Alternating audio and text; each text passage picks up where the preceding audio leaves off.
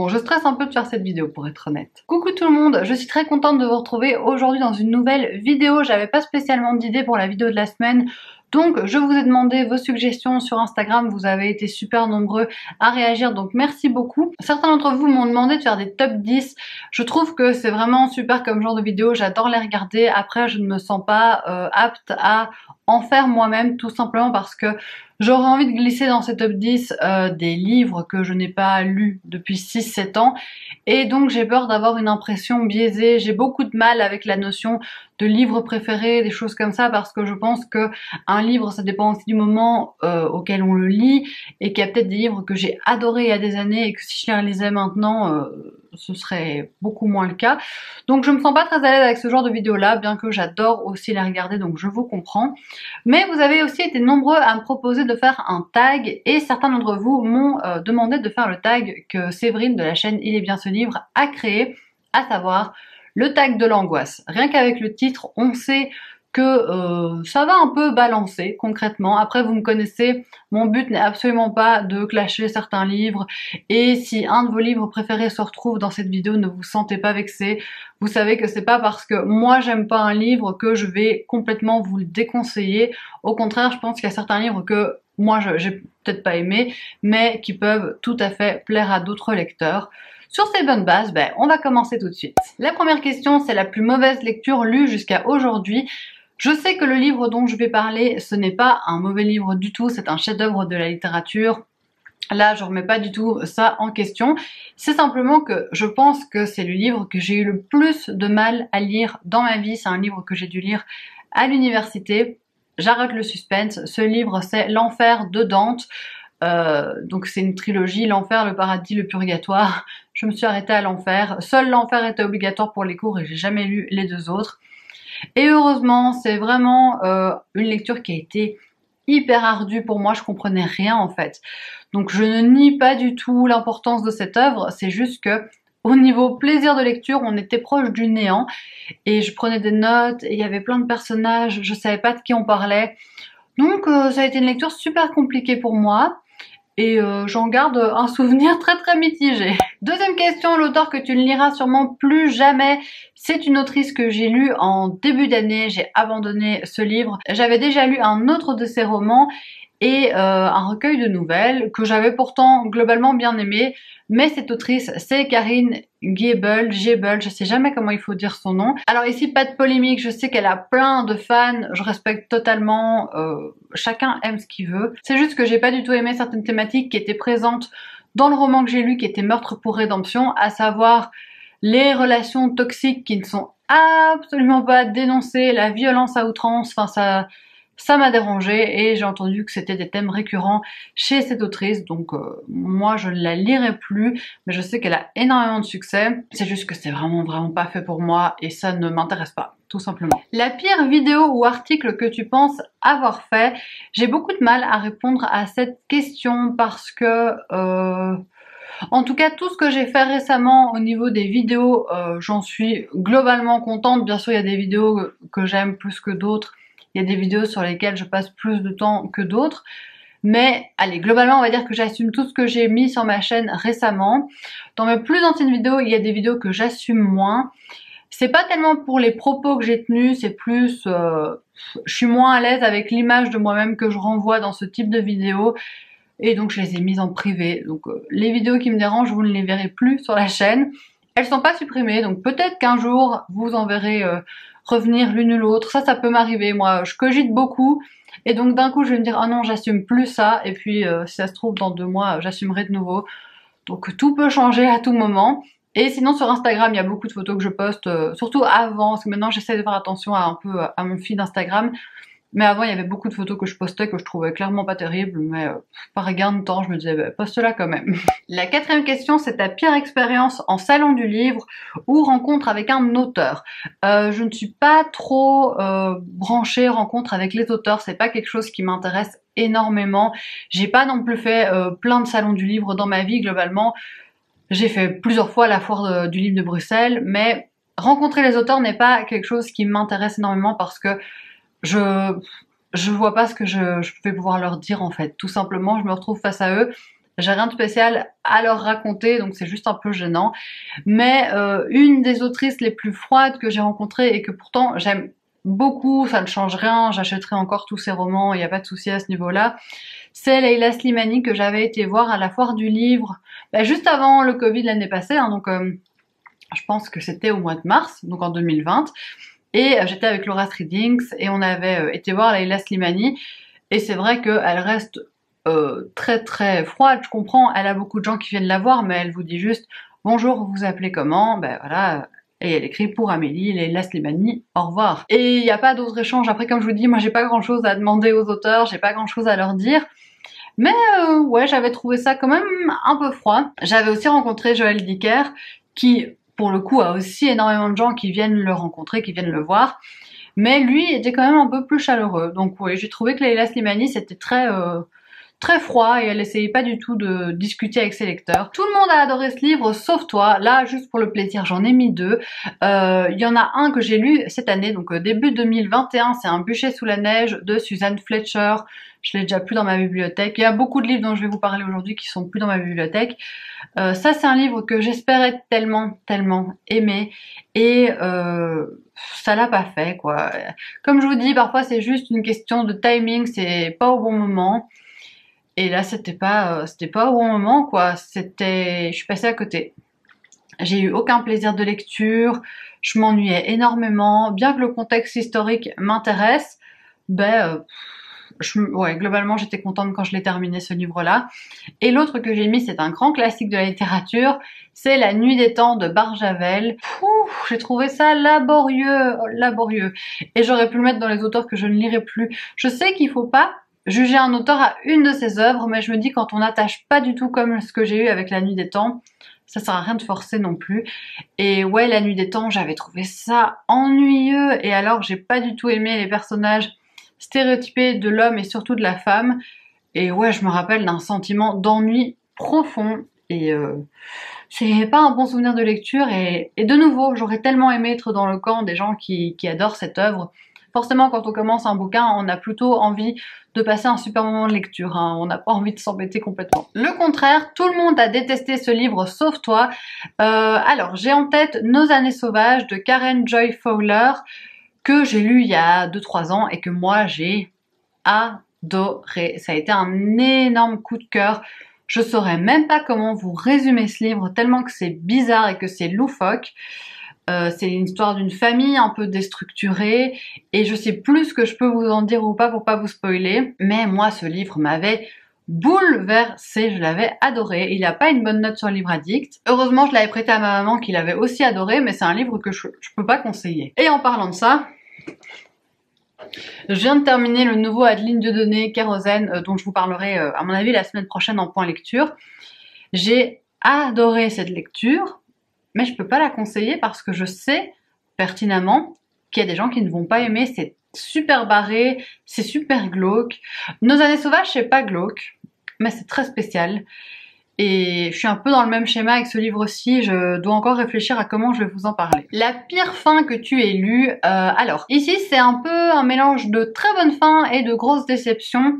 C'est pour le livre Hortense de Jacques Expert, qui est un thriller psychologique qui se termine avec un gros twist qu'évidemment je ne vais pas vous révéler, le but n'est absolument pas de vous spoiler. Ce twist est super, j'avais été trop contente quand j'en étais arrivée à ce moment-là du livre parce que ça vous retourne un peu le cerveau. Après je sais que moi je l'ai lu quand il venait de sortir, donc il n'y avait pas encore eu tant de critiques que ça, mais je sais que les personnes qui le lisent aujourd'hui ont tellement entendu parler de la fin d'Hortense que parfois leur surprise est un peu atténuée. Mais donc on a cette belle révélation à la fin, et puis pour moi c'est retombé comme un soufflé parce que il m'a manqué trop d'informations. Cette révélation, elle demandait des explications qui ne sont pas venues par la suite, et ça manquait de 20-30 pages pour moi, donc cette fin m'a frustrée. Ça aurait pu être une excellente fin de roman pour moi, et ça s'est juste terminé en... Attends, quoi ? Il me manque des pages dans mon livre. Et ça, c'est quand même un sentiment frustrant. Je demande pas forcément d'avoir toute la réponse à la fin, de savoir tout dans les détails, mais ici c'était quand même trop lacunaire pour moi, et du coup ça rend le twist un peu moins impressionnant. Une mauvaise expérience avec une maison d'édition, un auteur ou un abonné, Pour ce qui est maison d'édition et auteur, je pense pas. En tout cas, j'ai rien qui me vient en tête. Abonnés, dans les commentaires, j'ai jamais eu de problème, j'ai jamais eu de commentaires négatifs.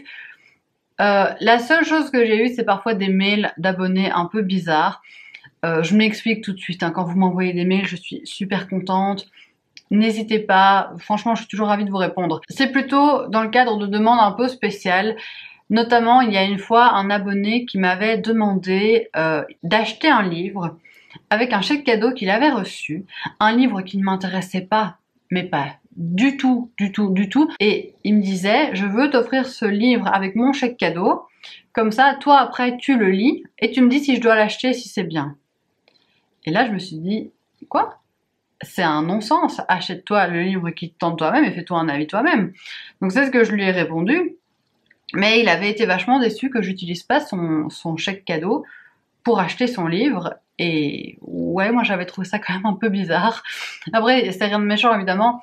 C'est juste que, bah, moi je penserais jamais à faire ça. Si j'ai un chèque cadeau, je cours à ma librairie et oui, je vais me laisser influencer par les avis des autres, mais je vais pas demander à une personne en particulier de lire le livre avant moi pour savoir si ça vaut le coup. Surtout qu'il faut quand même rappeler qu'en tant que booktubeur, en général, on n'est pas payé. Donc lire des services presse pas payés, d'accord, parce que c'est des livres que j'aurais pu acheter, mais lire un livre qui m'intéresse pas du tout pour faire plaisir à un abonné, non. Question 9, c'est un livre que tu as encensé en chronique et que, avec du recul, tu penses avoir surestimé. J'ai eu un peu de mal, mais ça, je pense qu'il y en a quand même quelques-uns. Il y a quelques livres qui sont dans ce cas-là. Je les ai lus, j'en ai parlé à chaud, et j'ai dit avoir adoré, et puis au fil du temps, je les ai un peu oubliés.